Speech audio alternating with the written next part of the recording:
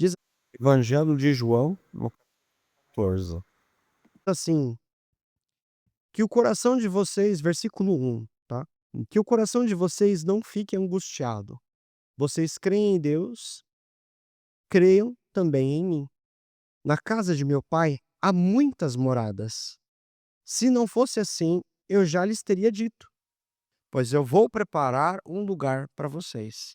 E quando eu for e preparar um lugar, voltarei e os receberei para mim mesmo, para que onde eu estou, vocês estejam também. E vocês conhecem o caminho para onde eu vou. Então Tomé disse a Jesus: Não sabemos para onde o Senhor vai. Como podemos saber o caminho? Jesus respondeu: Eu sou o caminho, a verdade e a vida. Ninguém vem ao Pai senão por mim. Se vocês me conheceram, conhecerão também o meu Pai. Desde agora vocês o têm visto. Felipe disse a Jesus: Senhor, mostra-nos o Pai, e isso nos basta. Jesus respondeu: Há tanto tempo estou com vocês, Felipe, e ainda não me conhece? Quem vê a mim, vê o Pai.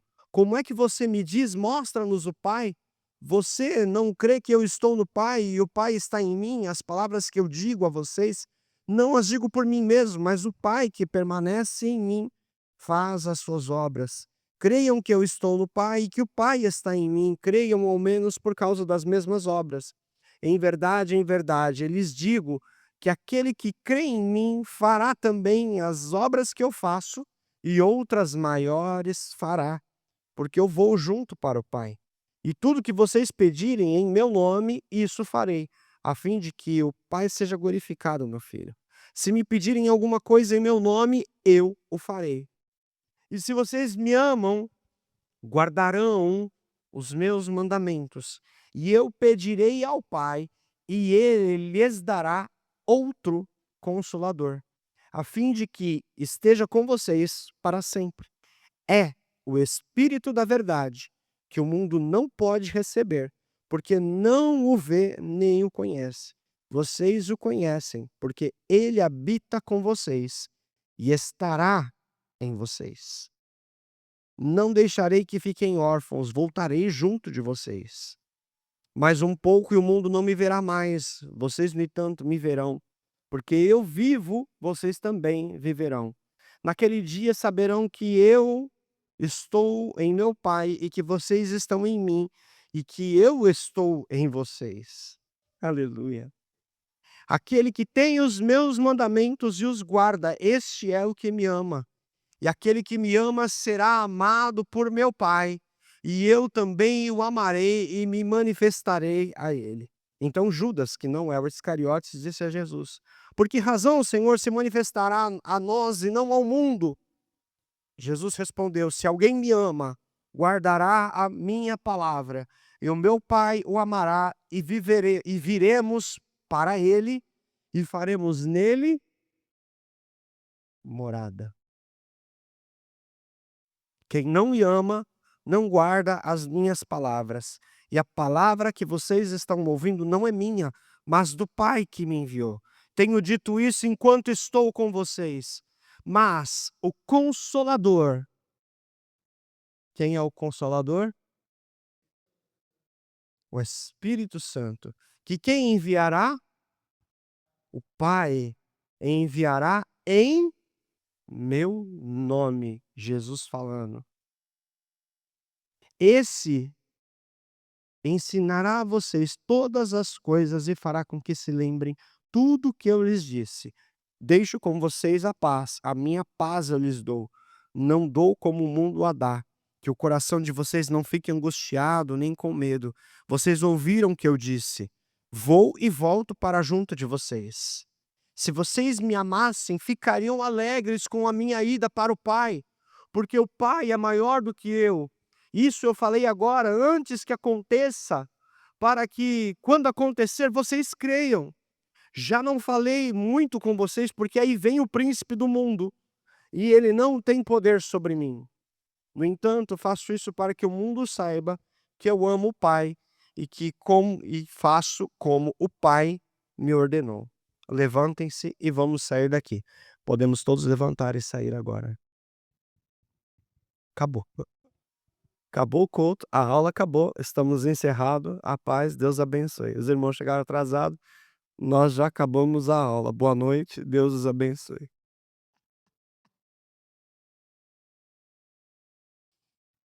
A palavra de Deus, ela é tão maravilhosa. Os relatos do capítulo 14, 15 e 16 de João não se encontram em nenhum outro lugar da Bíblia. Não há nada que fale a respeito desses itens em outros livros da Bíblia. Nós falamos na semana passada que a respeito de João, a respeito do Espírito Santo, a respeito daquilo que Deus queria revelar, que o autor que mais escreve a respeito do Espírito Santo foi João. Nos evangelhos. Claro, Lucas, se você colocar o livro de Atos, ele ganha. Mas a diferença de Lucas para João, e aí hoje os irmãos me permitam, eu não vou fazer um recap, tá?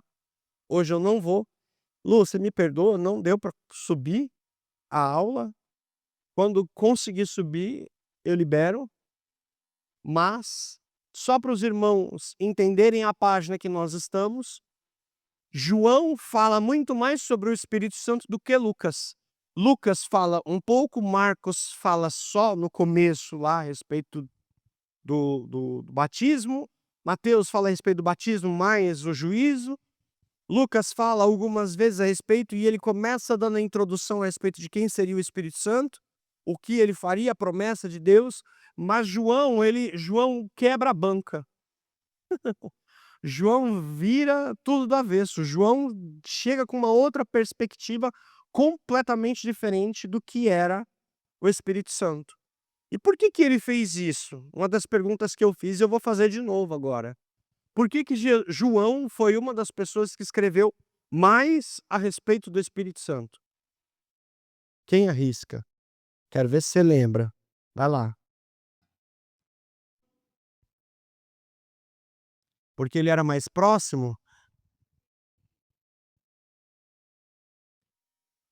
Ele era mais próximo. Quem escreveu o livro de Mateus foi o discípulo Mateus, ele escreveu para um grupo específico. Marcos, quem escreveu foi João Marcos, testemunha ocular.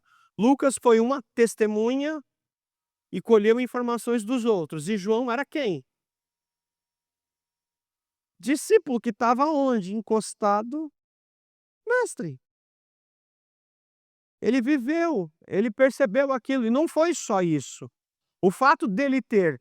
E aí, como as coisas em Deus elas se encaixam assim de uma forma linda e maravilhosa. O que que aconteceu? Que Deus falou para João? Que Jesus falou para João? João, você não vai morrer. Você não vai ser decapitado, degolado. Os outros serão perseguidos, mortos, mas você não. João foi preso, levado para Patmos. De Patmos ele escreveu o Apocalipse. E depois que ele volta de Patmos, ele escreve o Evangelho. E quando ele escreve o Evangelho, depois de ter vivido todas as revelações, e aí por estar próximo do Espírito Santo, por ser uma pessoa que conheceu bem Jesus, teve muita intimidade, teve intimidade para escrever Apocalipse, não vai ter intimidade para escrever a respeito de quem é o Espírito Santo? Claro que vai ter. Tem que ter.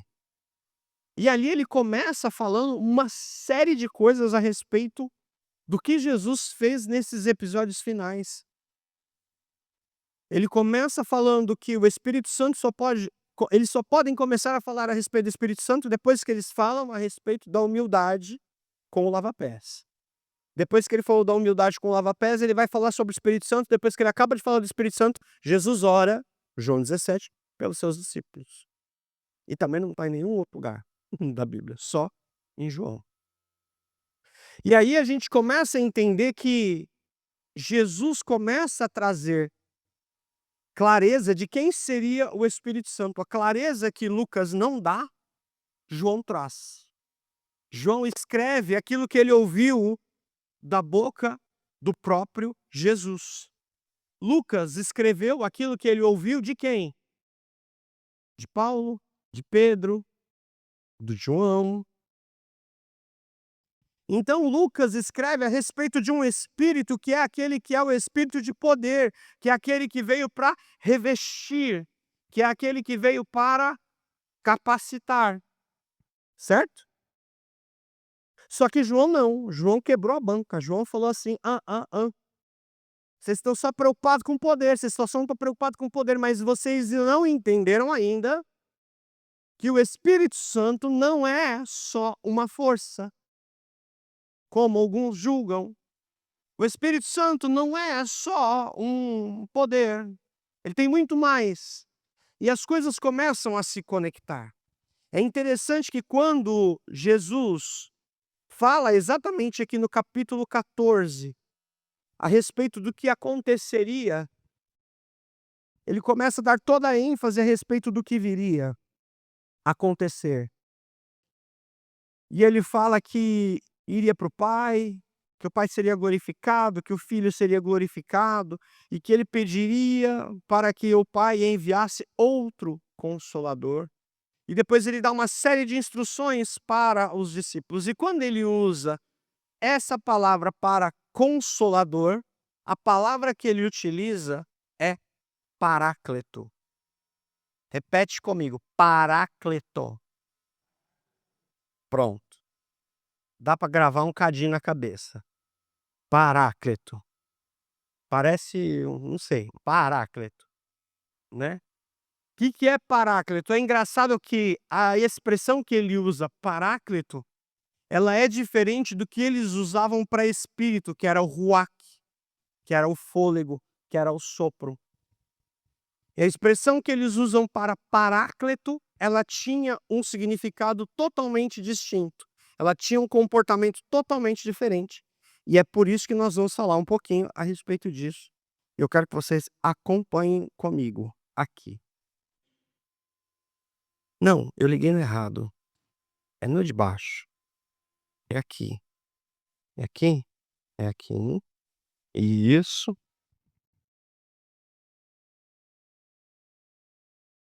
Foi? Foi. Glórias. Vamos lá. O Espírito, ou seja, o Paráclito de João, capítulo 14 a 16.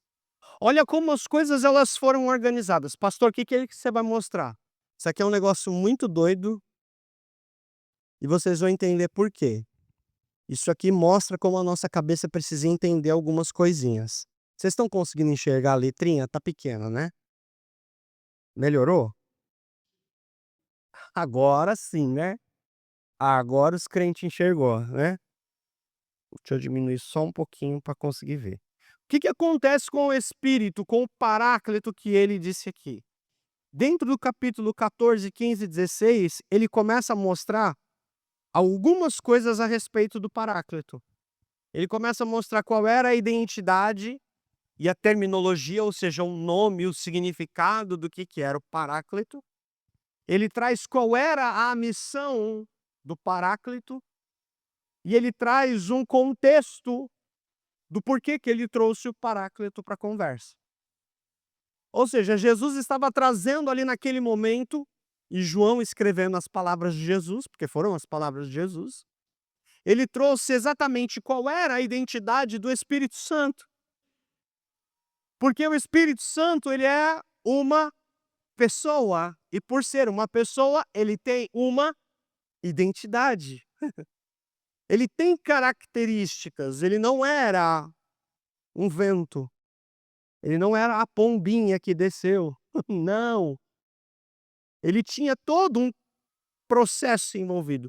Irmãos, isso daqui dá umas 20 aulas a respeito de Trindade, a respeito do Espírito Santo. Eu vou ter que condensar em uma aula para a gente fechar esse tema. Então, para vocês entenderem o que ele fala a respeito de identidade, o que ele fala? Ele começa dizendo o significado de Paráclito. Quando ele vai para o significado de Paráclito, o que ele vai falar para a gente? Ei, no grego, Paráclito é aquele que está ao lado. Chamado para o lado de algo. Isso significa que ele estaria Fazendo o quê? Vento ajuda? Raio ajuda? Fogo? Não. Quem dá assistência? Alguém tem que dar assistência. Quem vai dar assistência? O Paráclito. Outra coisa que, traduzido, a palavra Paráclito, ela também tem esses significados aqui: Consolador, advogado e defensor, ajudador e conselheiro. Vento é ajudador? Vento é advogado? Pomba é conselheira?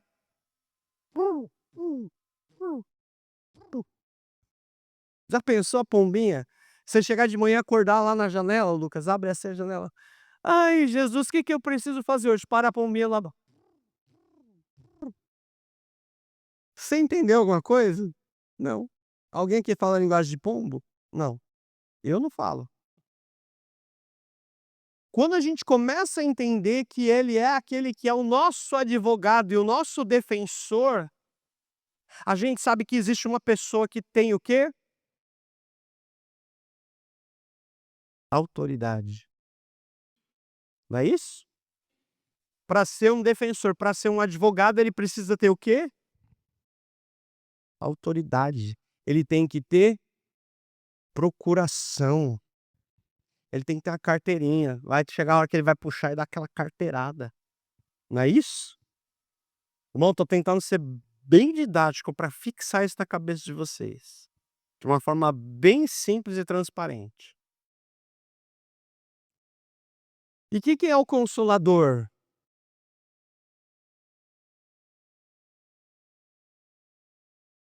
É aquele ombro, quando você acha que não tem ninguém, é aquele ombro que você pode chorar. É aquele ombro que vai estar ali para te ouvir. É isso. E é aquele que vai pegar o lencinho e às vezes vai falar assim: "Não, pode chorar, chora. Chora bastante porque a lágrima vai cair. Depois a gente enxuga essas lágrimas. Depois a gente enxuga elas". Quando a gente olha os significados da palavra, do que o Espírito Santo diz, a gente começa a compreender algumas coisas muito poderosas. Por exemplo, enquanto João está escrevendo, em João, no capítulo de 14, 15, 16, ele fala 5 vezes a palavra Paráclito. Ele utiliza 5 vezes a expressão Paráclito para se referir ao Espírito Santo. E é engraçado que em 1 João capítulo 2, versículo 1, alguém lê para mim, por favor. 1 João 2, 1.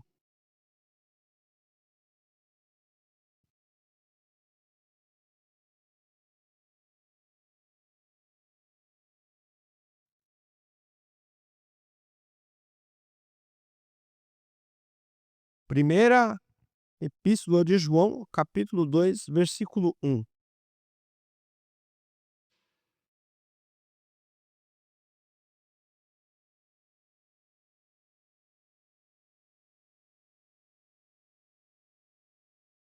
Nós temos um o quê? Junto do Pai. Quem é o advogado que está junto do Pai?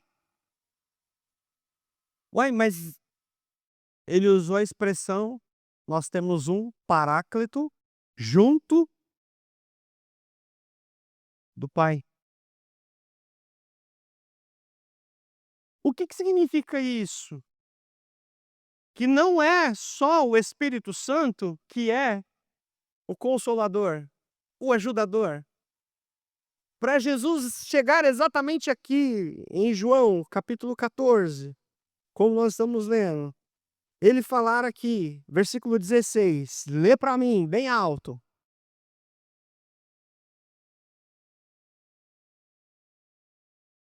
João 14, 16.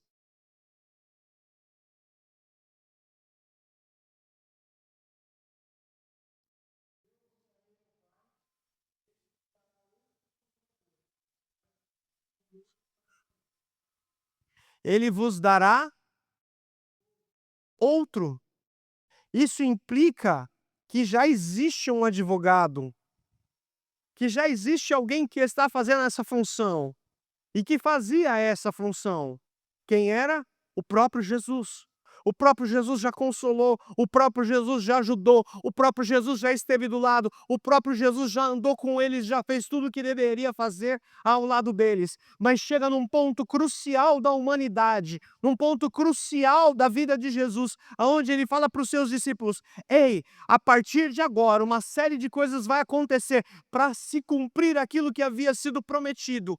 E para vocês entenderem, eu estou rogando ao Pai para enviar outro Consolador. Para que ele precisaria enviar outro Consolador?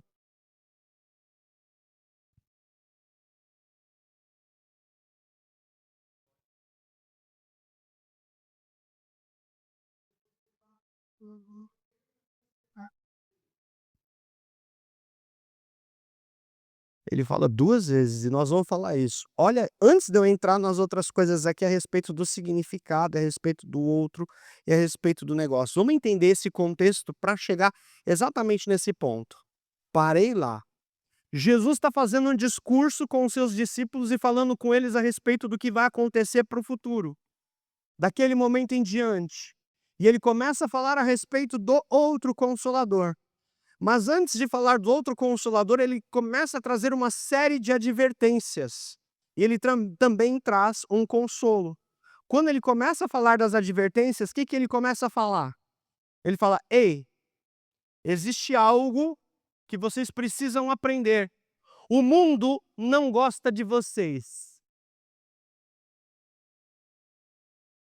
As pessoas acham que são boazinhas até a página 2. Na página 3 elas vão fazer de tudo para acabar com você. Ainda mais se você estiver pregando no meu nome. Ainda mais se você estiver andando com a verdade. O mundo te odeia. Se o mundo te odeia, por que eu devo amar o mundo? Parei, sentei. O mundo não gosta de você. O mundo quer te destruir. Porque o mundo jaz. Jesus vira para eles e fala assim: o príncipe deste mundo já está chegando e ele não tem poder sobre mim. O mundo odeia vocês. O que ele quer fazer é roubar, matar e destruir. Por que vocês vão amar o mundo?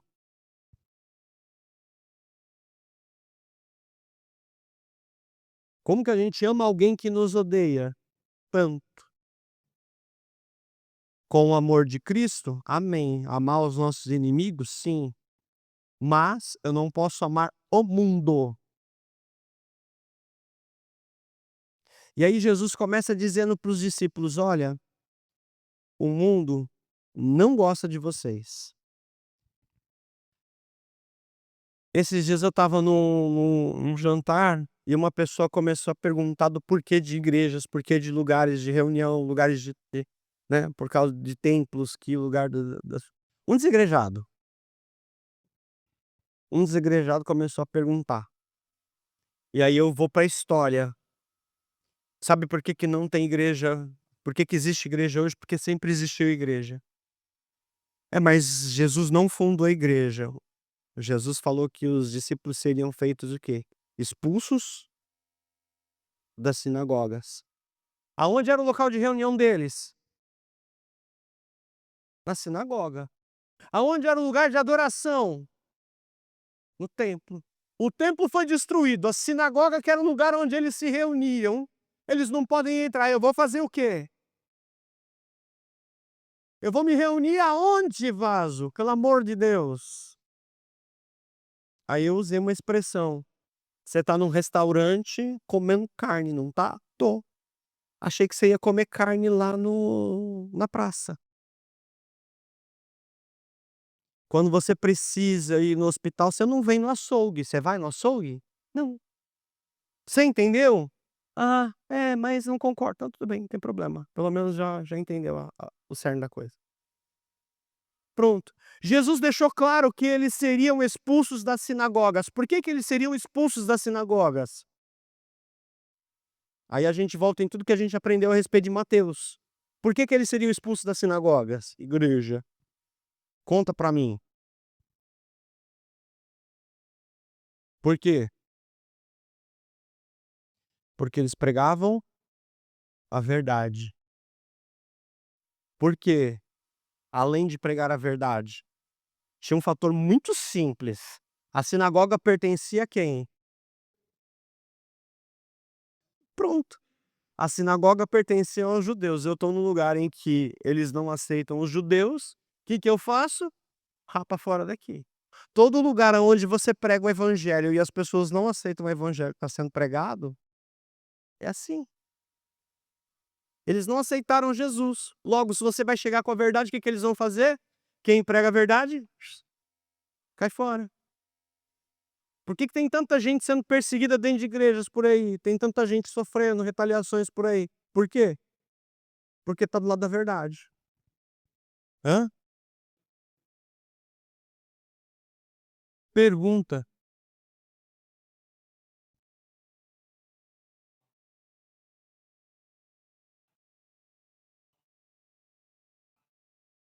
E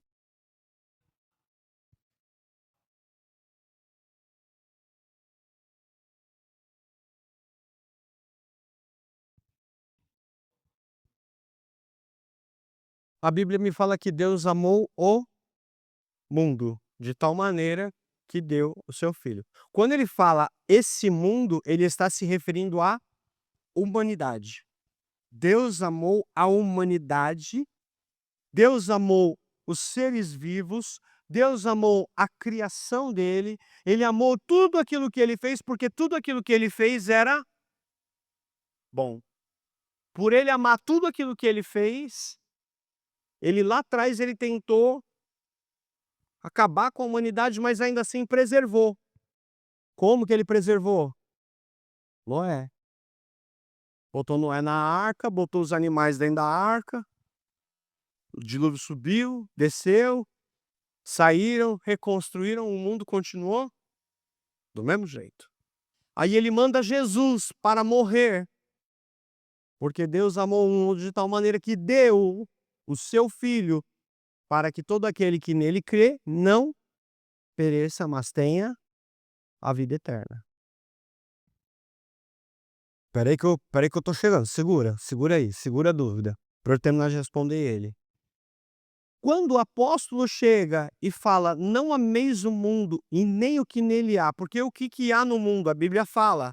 O que que há no mundo? Paixões, concupiscências, desejos. Isso é o que o mundo traz. Isso são as coisas do mundo. São essas as coisas. Diferente de você amar as pessoas com quem você pode conversar e fazer com que elas conheçam a verdade de Jesus Cristo. Amar o mundo significa você amar as coisas que estão neste lugar e que são passageiras. Amar o mundo significa isso. Amar tudo aquilo que é passageiro, tudo aquilo que é efêmero. Amar o mundo é você dedicar mais a sua força e a sua energia para aquilo que não é eterno. Esse é o amar o mundo na concepção do apóstolo. Ele, na sequência, ele dá essa deixa. Porque o que que há no mundo? Ele lista. Eu posso amar quem está no mundo? Devo amar o meu próximo como a mim mesmo. Não foi mandamento de Jesus: ame o mundo. O mandamento de Jesus foi: ame a Deus sobre todas as coisas e ao próximo como a si mesmo. Amém?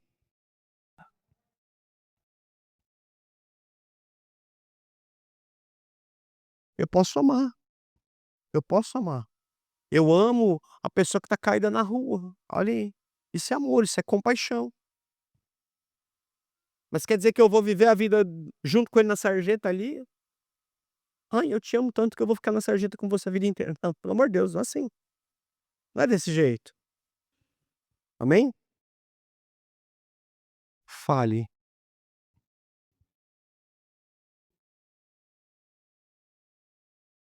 Sim,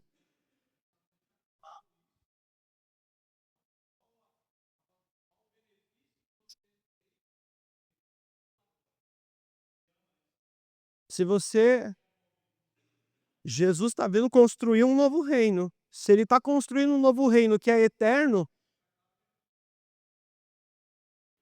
isso aqui é passageiro, ponto. A nossa eternidade começa aqui. Como que eu começo a minha eternidade? Amando o mundo. Se eu amo o mundo, a minha eternidade vai ser padrão do mundo. Será lançado no lago de fogo e enxofre. Entendeu? Entendeu? Tá entendido? Tá respondido? Alguém mais? Gente, aqui é para isso, é para levantar a mão e ter dúvida mesmo, para perguntar, a gente esclarece.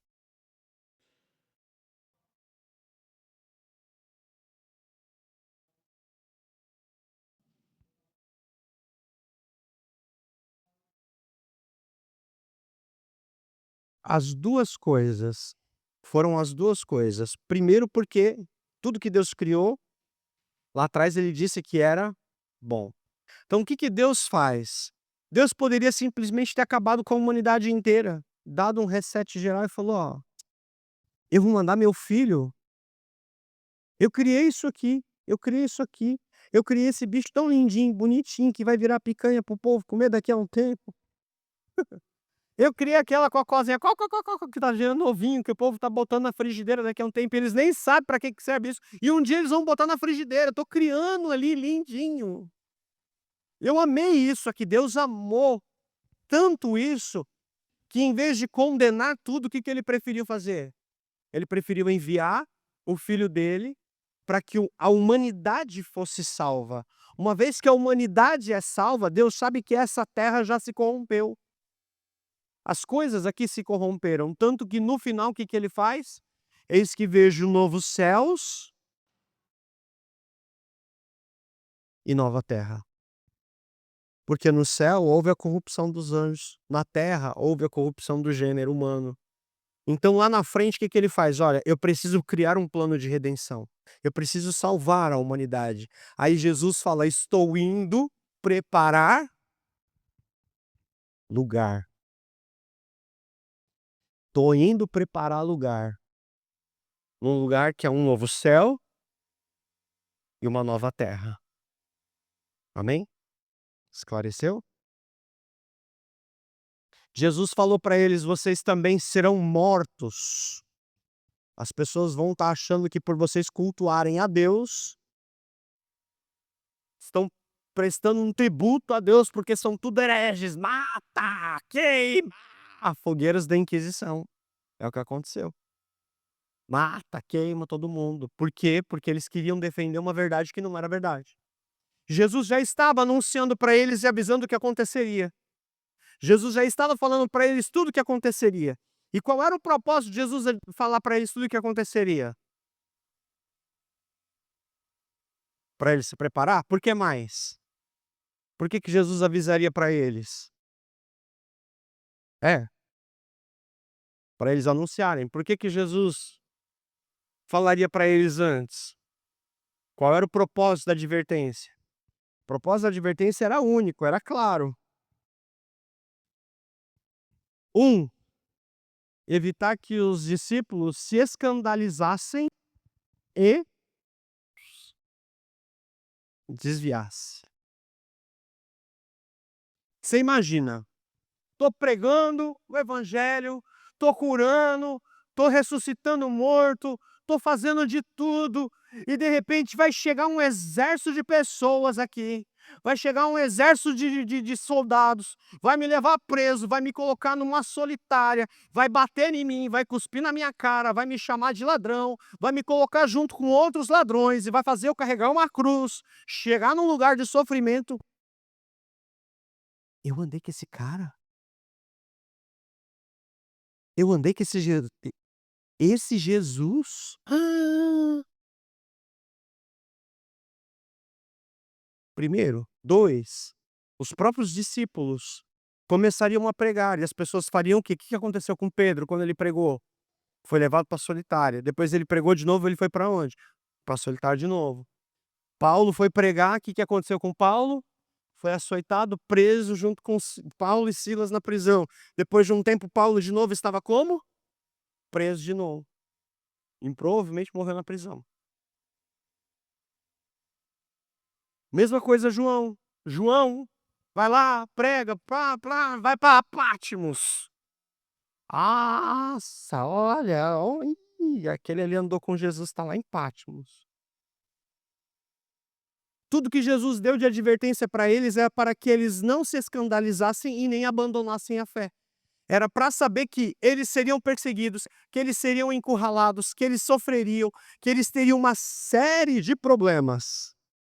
É verdade, pastor? É verdade. Olha comigo aqui. Vamos lá. Tá aí no capítulo 14, né? Dá um pulinho no capítulo 15. Olha o versículo 18.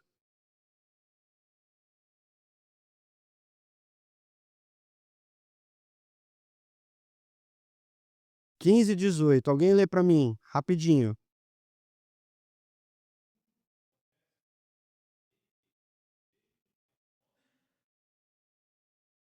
Se o mundo vos odeia, primeiro odiou a mim. Vai no 16. Pula pro 16. 1, 2 e 4. 1, 2, 3 e 4.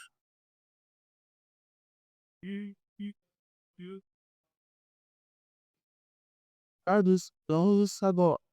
Ele mesmo após lutar que ele fazer e falou. Ele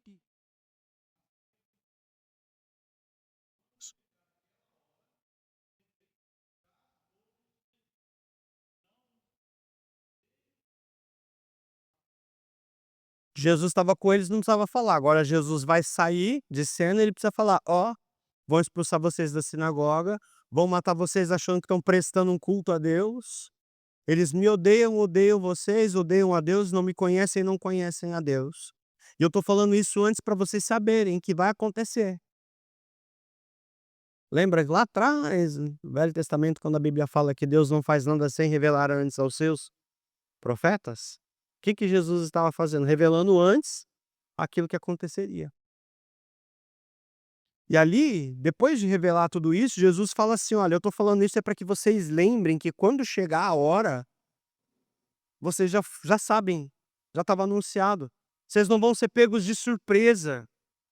Vocês não vão ser pegos no sopetão. Já foi falado que ia acontecer. Guarda o coração, filho. Se levar você pra cadeia, guarda o coração. Já está anunciado, filho. Amém? Que mais? Qual foi a advertência e o contexto ali? Os discípulos estavam todos tristes com a partida de Jesus. Eles estavam todos mó bad, tudo para baixo, tudo detonado. E aí Jesus fala assim: gente, vamos melhorar essa cara de funeral? Dá um sorriso, bota esses dentes para fora, sem o zagueiro, sem o centroavante, não tem problema, bota um sorriso nessa cara. Por quê? Porque a alegria de vocês será completa. Por que vai ser completa? Porque eu vou morrer e vou ressuscitar. Tá aí no 16? Lê o 20.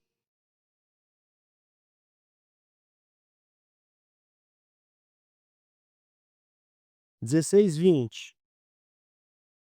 16, versículo 20. Outra pessoa que tá. Pode ler, gente. Não precisa ser só o Divaldo, não.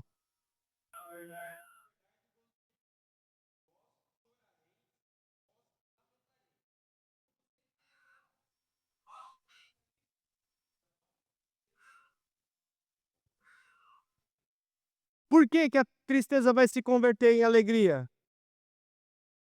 Os discípulos estão tudo na bad, chorando, porque Jesus está sendo preso, morto, crucificado. Plá, tô chorando. Aí o mundo vai se alegrar. Matamos! Acabou com ele, já era. Aí depois a Bíblia fala que os discípulos se alegrariam. Por quê? No terceiro dia, Jesus venceu a morte, saiu do túmulo e ressuscitou. Acabou. E o detalhe de tudo isso é que isso era necessário, porque se Jesus não morresse, eles não teriam uma vantagem. Qual era a vantagem de Jesus morrer? Salvação do mundo, beleza, também. Mas vamos pensar um negócio bem legal. Os discípulos estavam andando com Jesus por cerca de 3 anos, não estavam? Andando 3 anos lado a lado com Jesus, lado a lado com Jesus. De repente o mestre se vai. Que eu vou fazer? Quem vai andar comigo? Cadê meu parceiro dos corre? Cadê a pessoa que estava do meu lado? Por mais que Jesus não tivesse morrido naquele momento, em algum momento, o que aconteceria? Ele morreria. E aí, o que aconteceria? Lembra do passado? Lembra do que aconteceu no passado? Como é que o Espírito Santo operava no passado?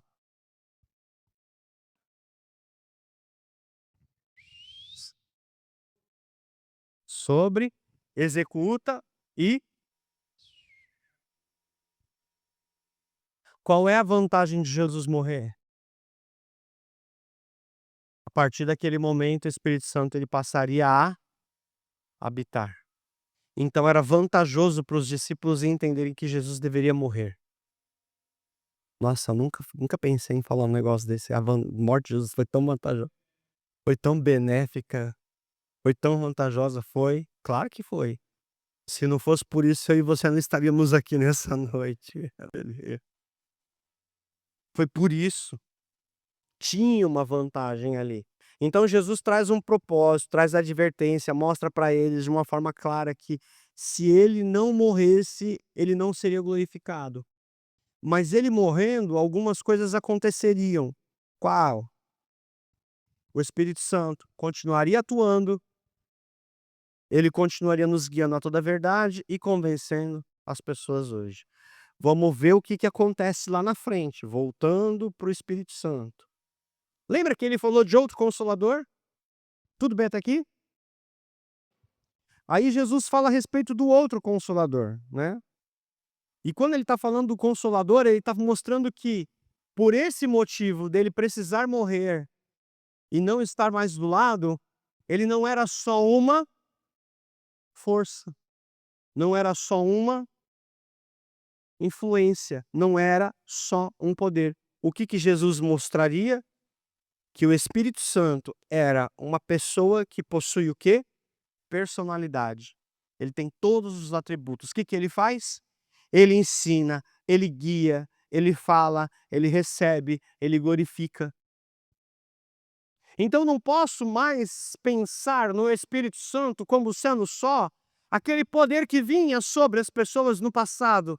Eu preciso entender que o Espírito Santo, ele a partir deste momento, ele assume uma importância exatamente de ser exatamente como Jesus estava com os seus discípulos, andando junto com eles a todo momento.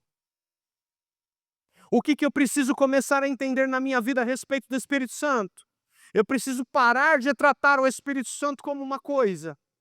Eu preciso parar de tratar o Espírito Santo como uma força. E eu preciso tratar ele como ele é. Aleluia.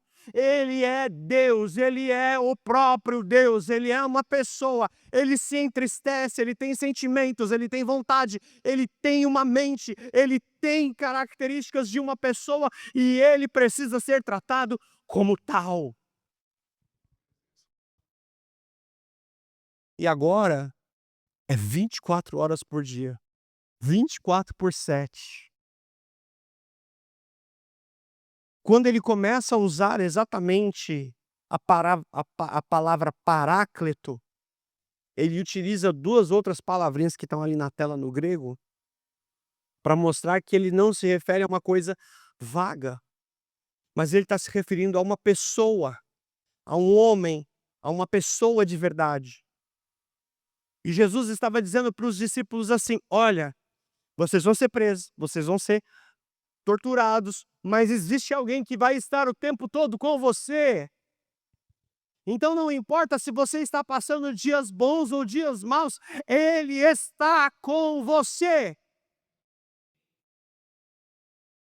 Não importa qual é a situação que a sua mente está realizando, ele não vai ser só uma força que vai vir numa hora para solucionar um problema. Não, ele está do seu lado em todo momento para te consolar, para te guiar, para te ensinar, para te ajudar. Ele é o teu ajudador, ele é o teu defensor, ele é a sua torre forte.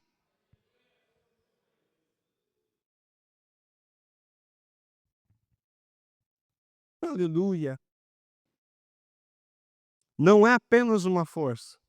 E aí, quando Jesus fala de outro consolador, ele mostra que Jesus foi então o primeiro paráclito, que ele esteve junto na terra o tempo todo, defendendo e ajudando eles.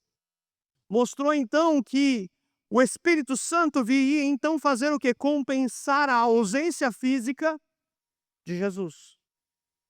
O Espírito Santo ia fazer assim: olha, Jesus não está aqui, mas eu estou aqui. Jesus não veio, mas eu vim, eu estou aqui com você. Entenda isso, eu estou aqui, eu continuo aqui a todo tempo. Ele mostra também que não era o pai e não era o filho. Ele era uma pessoa distinta, com as mesmas características, com o mesmo poder, com a mesma esfera de influência. E é que o aí é que o caldo começa a entornar um pouquinho. Aí é que o caldo entorna um cadinho. Por quê? Porque ele também foi chamado de quê? O Espírito da Verdade. Por que que ele foi chamado de o Espírito da Verdade?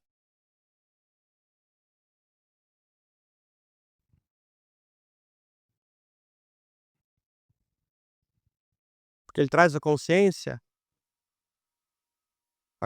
do pecado? Vamos lá, tô gostando, vamos lá. Por quê? Porque ele mostra 14:6. 14:6. Esse vocês sabem de cor, pelo amor de Deus. Disse Jesus: "Eu sou o caminho, a verdade e a vida". Quem é a verdade? Jesus. E o Espírito, ele vai revelar e mostrar o quê? O caminho, que é Jesus. Ele vai se conectar com a verdade, que é Jesus.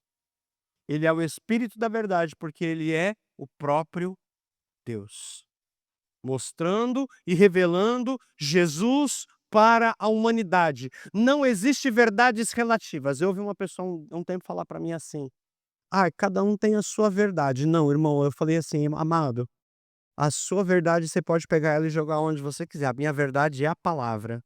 Só existe uma, Jesus. Ele é o caminho, ele é a verdade, ele é a vida". Ah, mas e para o muçulmano? O muçulmano quer a verdade dele. Eu tenho a minha verdade, que é a Jesus. A verdade dele nunca foi verdade. A verdade dele não é Jesus.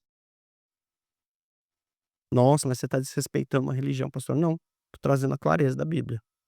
Só existe um caminho para Deus, Jesus. Só existe uma verdade, Jesus. Só existe uma forma de você viver, Jesus.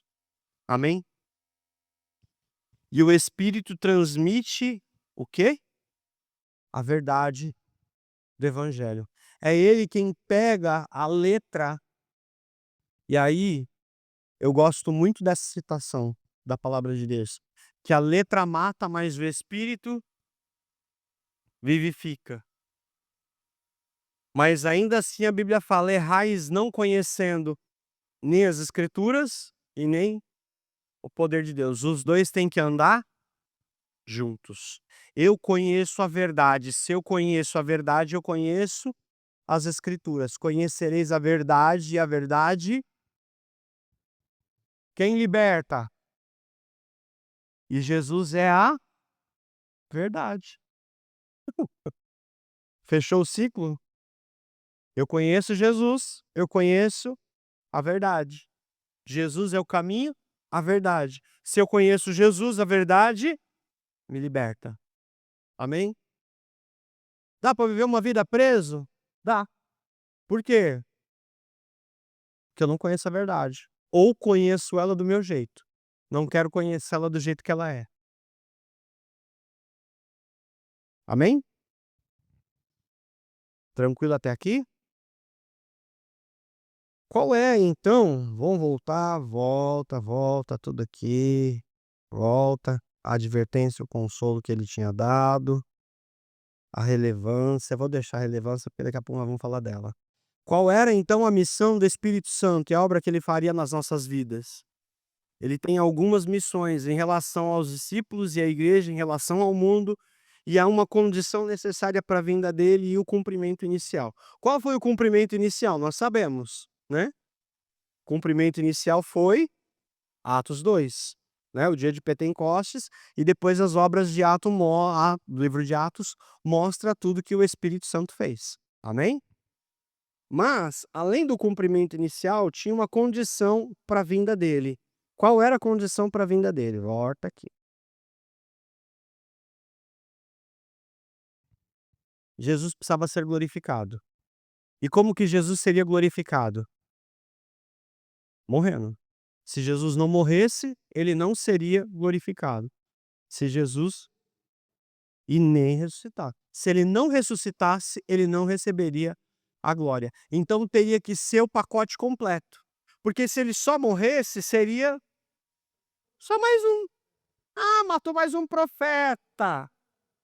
Ah, o povo tinha razão, é só um profeta. Mas não é isso que ele quer. O que que ele quer?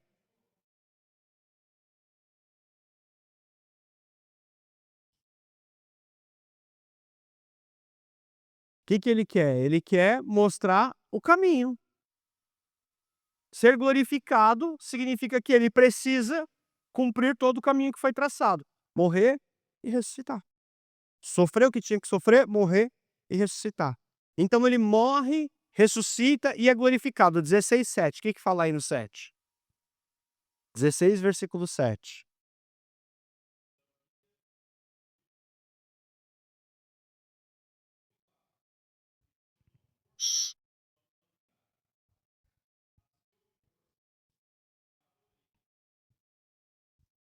Se o cons se o co se o Consolador só pode vir se Jesus for. Se Jesus não morresse, o Consolador não poderia vir. Não tem jogo, não tem conversa.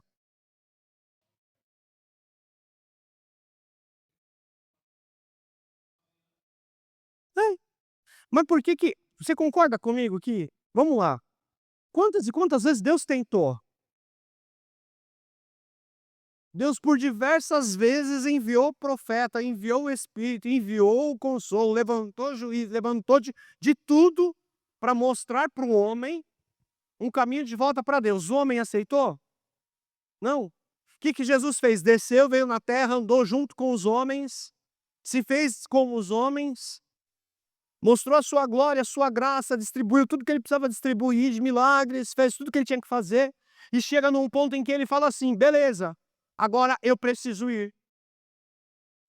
E quando eu for, eu vou enviar outro consolador para continuar aquilo que eu estou fazendo. Porque eu entendi que o homem, aleluia, eu entendi que o homem, se ele não tiver com Jesus ladinho com ele, lado a lado, ombro a ombro, consolador, paráclito, um do lado do outro, o homem vai cair, o homem vai errar mais uma vez, o homem vai de novo viver uma vida longe do Salvador e não vai ter adiantado nada Jesus ter morrido. Então eu preciso pedir ao Pai para que Ele envie do seu Consolador, não mais simplesmente para estar com eles enquanto eles estiverem vivendo, mas eu preciso enviar o Paráclito para estar dentro deles, para que eles possam resistir à tentação e eles vencerem o pecado. Fala aí, Vase. Até duas.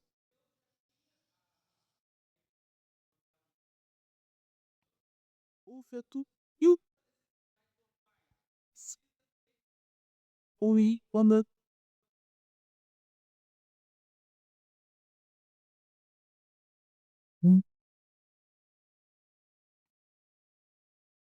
Podemos pensar nisso junto? Vamos fazer esse exercício junto? Temos tempo? Temos. Temos mais uns minutinhos para pensar nisso junto, eu preciso acabar. O que que vocês acham? O que que vocês acham enquanto tomo água? e demais.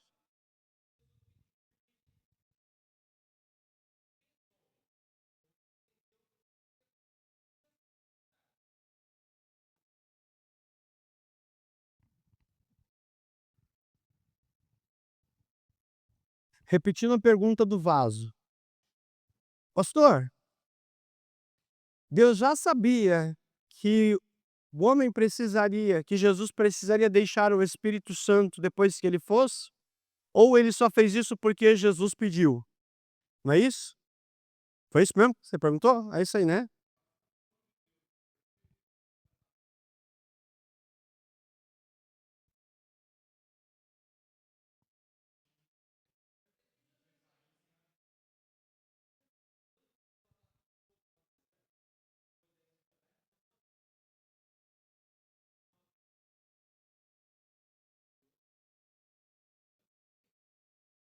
O que que você acha? Você acha que ele já sabia?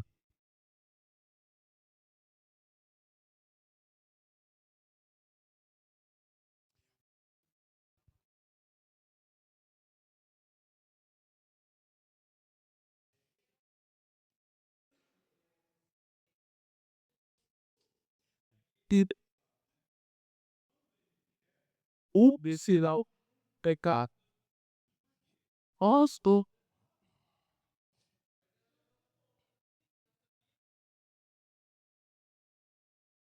Calma.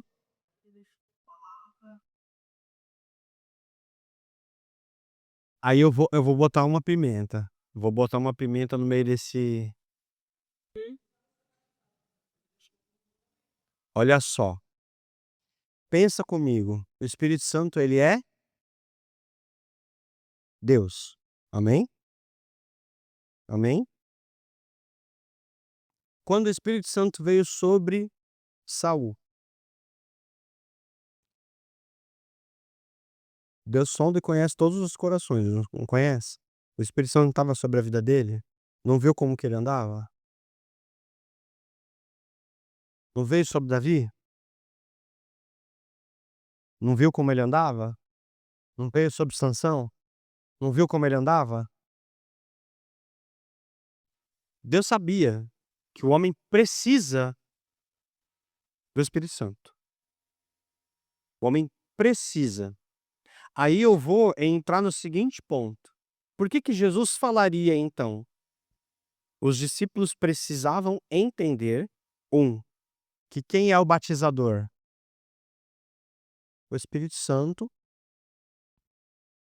é aquele quem vai habitar. Quem é o batizador é Jesus.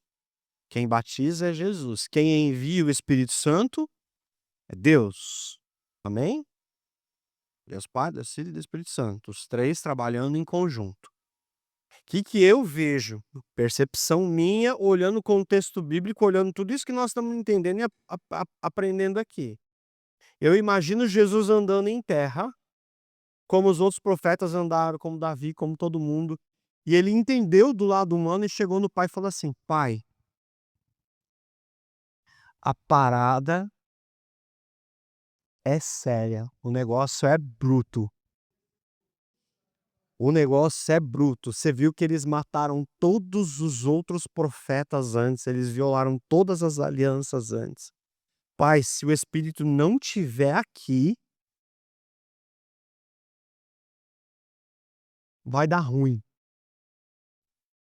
Só que Deus, na sua presciência lá atrás, ele já tinha mostrado a glória da arca, a glória, a Shekinah se manifestando dentro do tabernáculo. Então Deus lá atrás já tinha projetado como sombra o que aconteceria.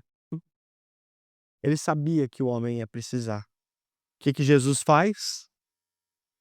É, Pai, se não tiver dentro, vai dar ruim.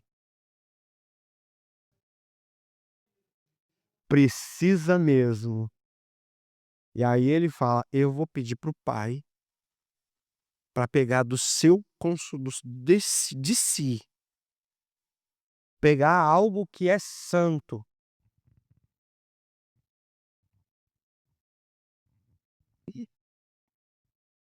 pega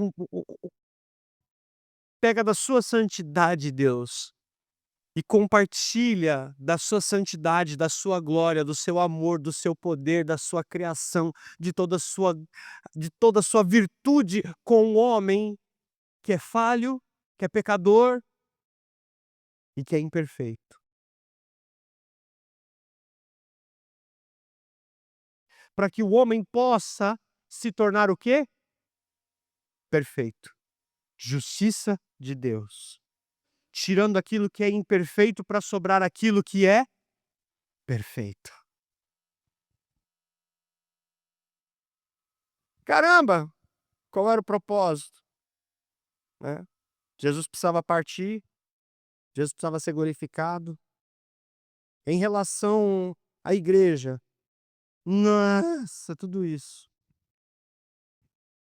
Ele ensina toda a verdade, ele relembra o ensino de Jesus, ele anuncia as coisas que estão por vir, ele glorifica Jesus, dá testemunho de Jesus e continua a obra de Jesus na ausência dele. E o mais importante, que foi o que nós falamos na semana passada e continuamos falando hoje, é uma presença contínua e permanente. Amém? É contínuo e é permanente. Não é só no momento do culto. Não é só o cheguedé do reprepré, não. Ele está com você em todos os momentos, em todo o tempo, a toda hora. E para o mundo? Isso aqui é para a igreja. Isso aqui é para a igreja. E para o mundo? O que que ele faz para o mundo? Ele tem 2 funções, uma para a igreja e uma para o mundo. Qual é a função dele para o mundo?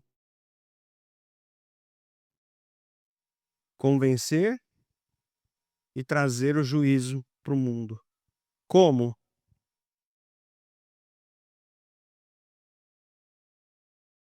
Convencendo o mundo do por quê? Porque eles não creem em Jesus. Se você não crê em Jesus, você vai viver uma vida de pecado. Vai convencer o mundo da justiça, porque ele, o inocente, chegou diante do Pai, entregou o seu sangue inocente e falou assim: "Eu morri por ele". Então, é justo salvar o homem. É justo o homem ser condenado. Para não dizer que Deus é injusto. "Ai, mas condenou". Condenou, porque ele não creu. Condenou, condenou. "Ai, mas Deus é injusto, Deus matou criancinhas, Deus matou". Eu já vi tanta bobeira a gente falando isso, gente. Deus não é injusto. Ele foi tão justo que ele mandou o filho dele morrer. Ele mandou o filho dele morrer para mostrar a verdade. Ele foi para o Pai e provou a sua inocência. E do juízo, o príncipe deste mundo já está julgado. Satanás não será julgado, ele já está julgado. Já está descrito o que ele vai acontecer com ele. Amém? Falaram para mim na mesa lá no jantar, pastor. No mesmo jantar, no mesmo jantar que eu estava lá. Que jantar atribulado, Jeová. Vocês não têm ideia. Não, era um desigrejado, um desviado e um descrente. O desviado não, eu estava literalmente só faltou um pastor contra 100 ateus, né, quase, quase. Que jantar maravilhoso. O desviado já só faltou passar piche na cabeça, porque o resto ele fez tudo. Iniciação de tudo quanto é coisa. Mas a palavra estava longe. Aí: "Ah, não, mas por que não? Porque eu não consigo crer num Deus que é amor e que fez o que fez, que faz o que", eu falei assim: "Amado, o mesmo Deus de amor de agora é o mesmo Deus que se revelou amor lá no Éden, porque era para o homem ter morrido, e ele não morreu. Deus preservou o homem e a mulher e matou um animal no lugar. E o mesmo Deus de justiça, que você fala que hoje é um Deus de justiça, que Deus é amorzinho, não é justiça". Conhece o livro de Apocalipse?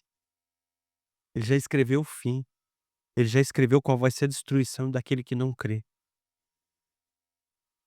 Ele deixou de ser justiça? Não. Ele deixou de ser amor? Não. Ele continua sendo o mesmo ontem, hoje e eternamente. Ele é tão justo que deixa você fazer as besteiras que você está fazendo. Ele é tão justo, só que o que você plantar, você vai, então pronto, podia te fulminar. E falou, irmão, ele na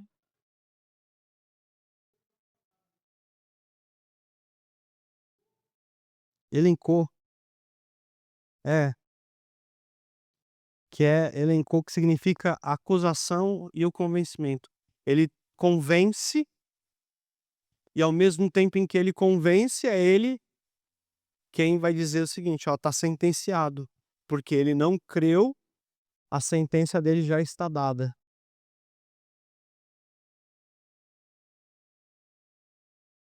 Sim.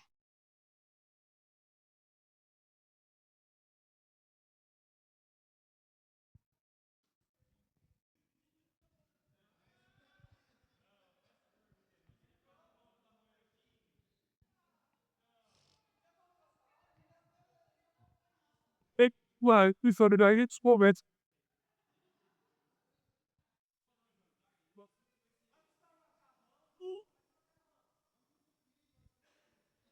Alguém viu o pastor por aí? Irmã, esse é um assunto longo, denso e extenso. Não vou fugir da resposta. Eu tenho resposta para isso. Mas acho que a gente pode conversar bastante, debater bastante, porque eu sei que o bom que é um jantar, então o crente quer jantar para conversar, isso a gente conversa isso. Mas ele habita em vós e estará em vós para sempre, em vocês, que são os que, quem não creu,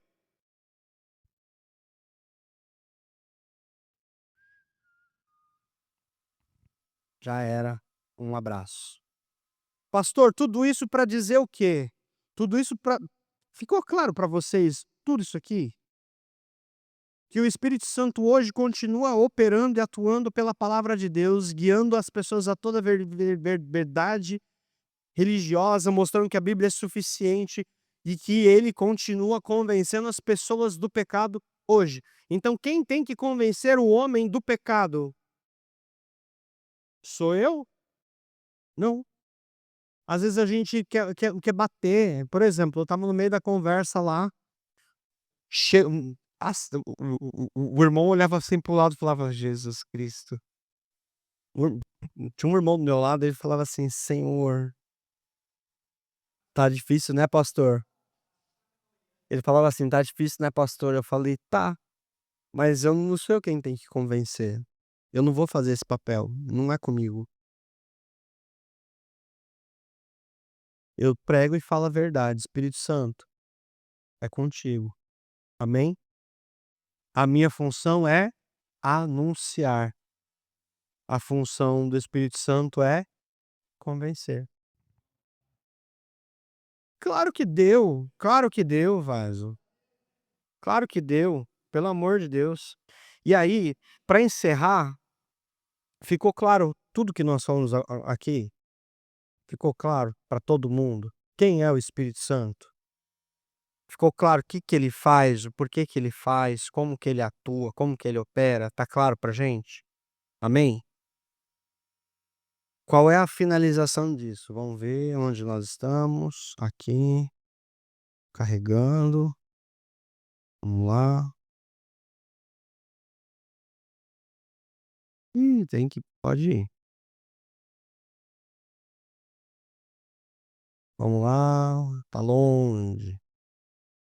Vamos que vamos.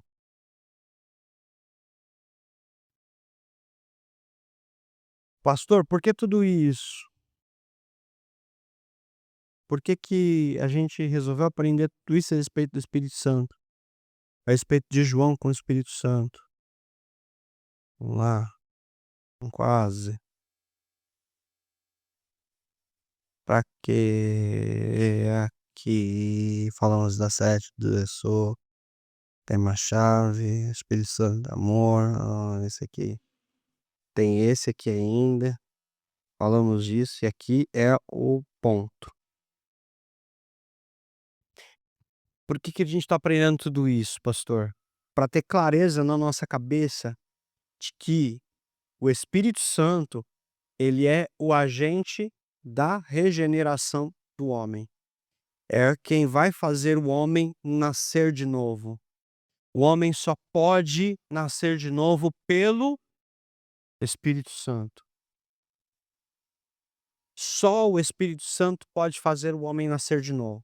Só o Espírito Santo pode produzir isso. Sendo assim, o próprio Deus, pelo Espírito Santo, mostra que a nossa vida, ela não é só uma vida de revestimento, poder, manifestação e ações. Tudo isso é lindo, tudo isso é maravilhoso. Mas João quis mostrar a partir de Jesus, da boca do próprio Jesus, o capítulo 15 mostrando que ele é o ramo, ele é a vara e nós somos os ramos e nós estamos ligados nele. E o que flui é a seiva, que é o seu espírito fluindo através de nós. Depois ele mostra no 16 a importância do Consolador, para mostrar de novo que você precisa de um relacionamento pessoal com o Espírito Santo. Agora encerrei a aula.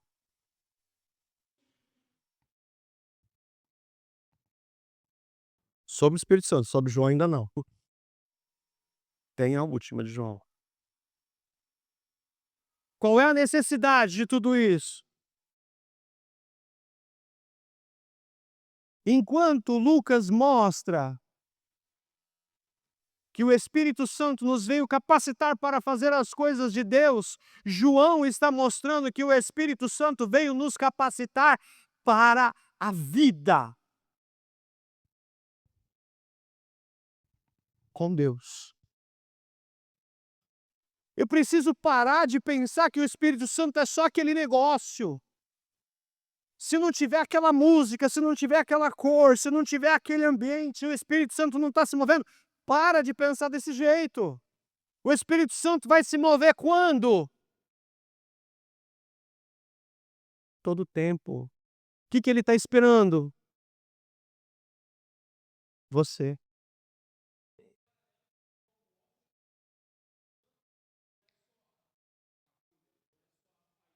Não é só a faísca do gnosticismo, do demiurgo. Não é. Ele quis mostrar de uma forma muito pontual. A faísca do demiurgo, aquela faísquinha, aquela sensação gostosinha. Não. O Espírito Santo é muito mais do que isso. O Espírito Santo é muito mais do que sentimento. O Espírito Santo é muito mais do que emoção, sensacionalismo. O Espírito Santo é o próprio Deus vivendo dentro de nós, nos ajudando a todo momento da nossa vida. O que é o problema? O problema é a gente não perceber isso. O problema é a gente não valorizar o Espírito Santo que habita dentro de nós. O problema é que a gente não consulta o Espírito Santo, a gente faz as coisas para depois perguntar: ah, mas e agora o Espírito Santo? Ah, mas você já fez, você não me perguntou antes, você não conversou comigo. Eu estou aqui para ter um relacionamento com você e você me trata como uma coisa?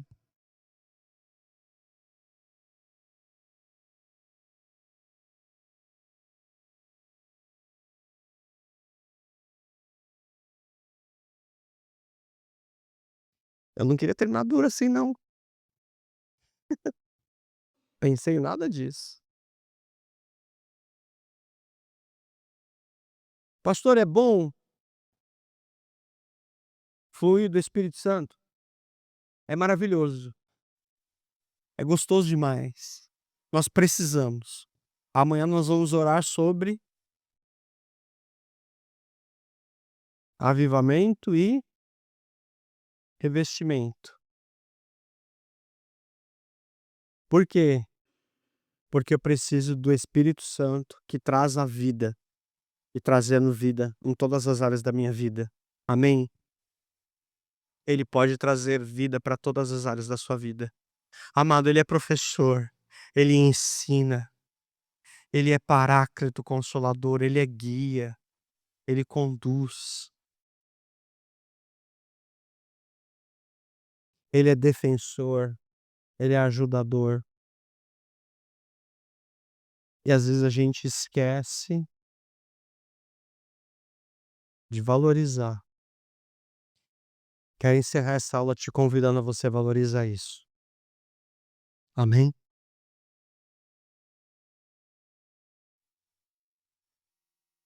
Quando a gente valorizar isso, sabe o que vai acontecer? Eu vou chegar num culto e vou saber que ele já está aqui. Ele não precisa ser bem-vindo aqui. Ele já é bem-vindo aqui, porque essa casa é dele. Ele veio comigo, ele veio comigo. E se ele veio comigo, quando eu chegar aqui nesse lugar, não me importa se a música tá do meu agrado, se a pregação tá do jeito que eu gosto, se a luz não tá do jeito que eu quero, se a temperatura não tá do jeito que eu não me importo com isso, eu me importo com o quê? Com a glória, com a adoração fluindo. Mas sabendo que ele está comigo, não vai me abrir oportunidade para dizer o seguinte: "Bom, ele habita dentro de mim, agora eu preciso viver longe da igreja". Não. Todo ramo que não está ligado, uma hora apodrece. Deus não tem, e aí eu ia levar essa mensagem, vocês vão saber de primeira mão. Deus não tem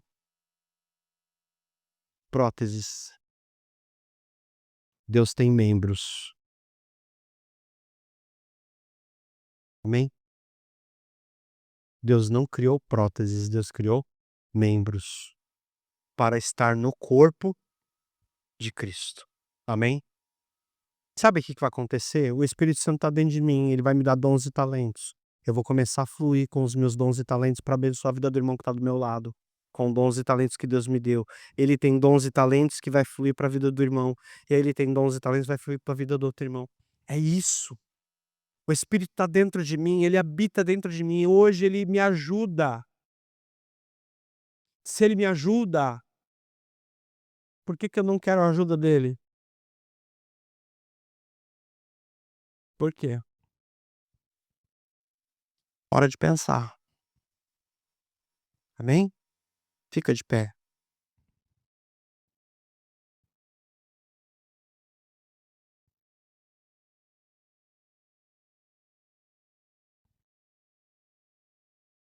Vou voltar pra cá, pra essa. Depois eu continuo aqui.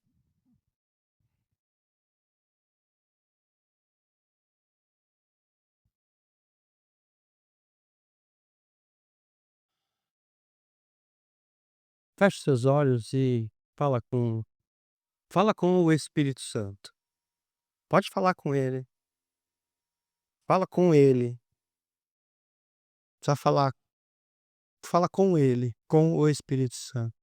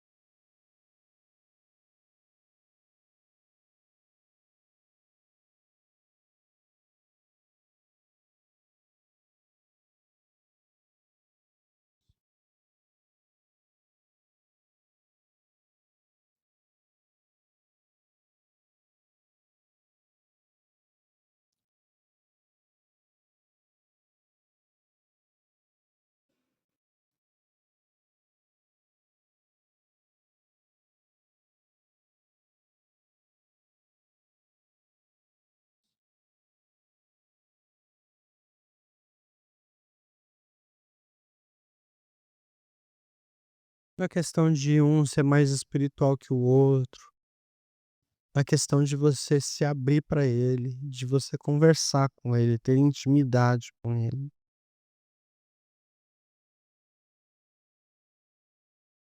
Aquele que me ama guardará os meus mandamentos. Aquele que me ama guarda os meus mandamentos, e eu farei morada nele, diz o Senhor. Ele habita dentro de você, ele habita dentro de você para revelar Jesus. Ele habita dentro de você para te ajudar no teu momento de dor, no teu momento de fraqueza. Ele habita dentro de você para te ajudar no teu momento de dificuldade, no teu momento de incerteza, no teu momento de luta, no teu momento de falta de entendimento. Ele habita dentro de você para te ajudar naquilo que você não conhece, naquilo que você ainda não aprendeu. Ele te ensina. Aleluia, aleluia. Ele te ensina, ele te ensina, ele te ensina. Ele abre os teus olhos para você compreender coisas que você ainda não compreende. Ele abre os teus ouvidos para você ouvir coisas que você ainda não tinha ouvido. Ele abre o seu entendimento. Ele vai enxugar as tuas lágrimas quando talvez ninguém estiver te entendendo. Ele está ali, é só você conversar com ele. É só você conversar com ele, mas a gente prefere o terapeuta, a gente prefere a fofoca, a gente prefere a internet, a gente prefere qualquer coisa. O Espírito Santo está esperando a gente conversar com ele, o Espírito Santo está esperando a gente tratar ele como ele deve ser tratado, como Deus, como Senhor, como uma pessoa. É hora de parar de entristecer o Espírito Santo de Deus, é hora de tratar ele como ele é.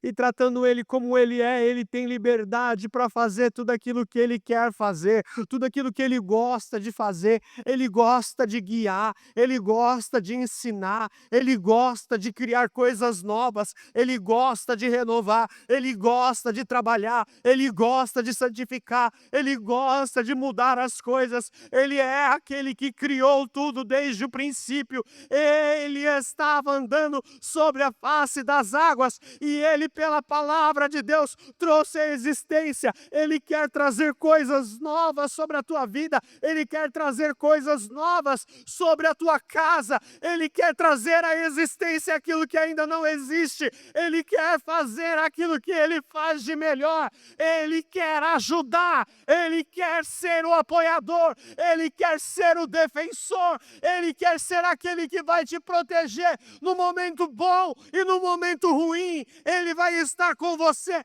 em todos os momentos. Ele nunca te deixou e ele não vai te desamparar jamais.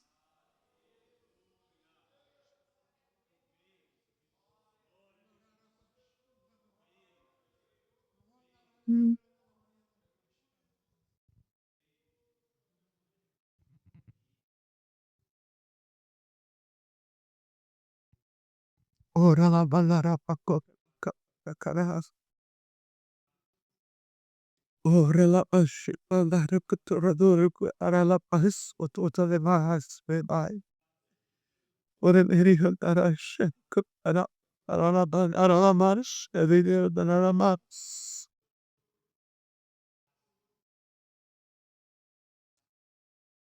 Ubuye.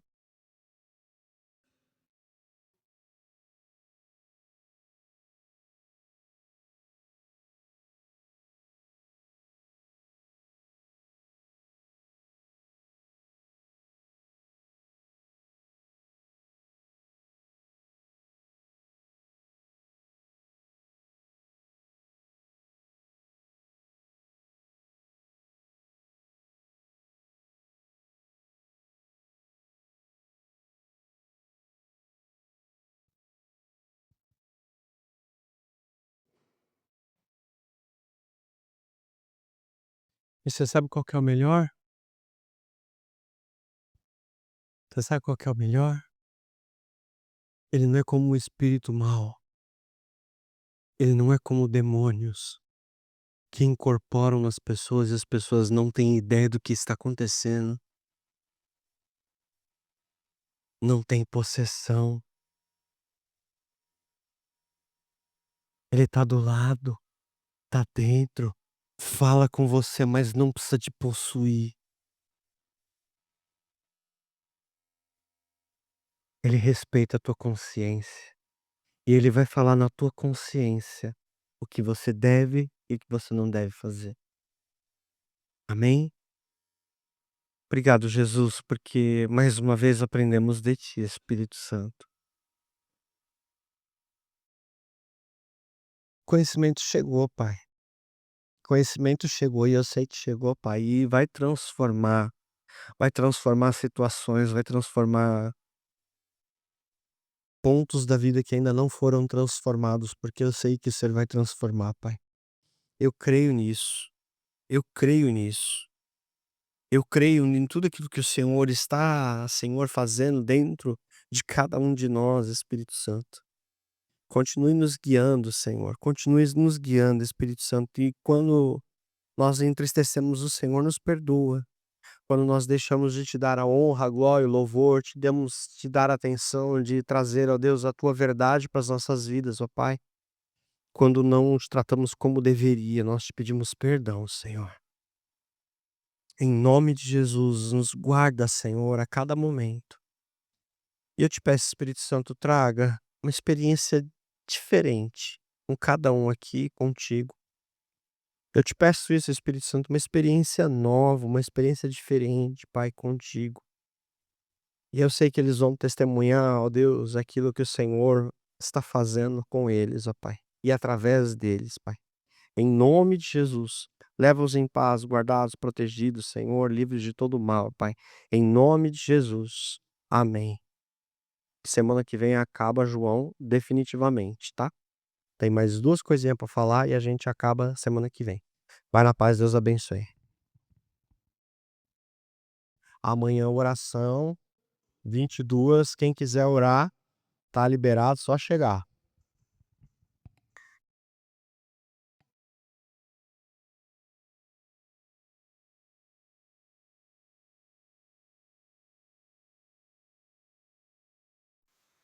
João capítulo diz assim: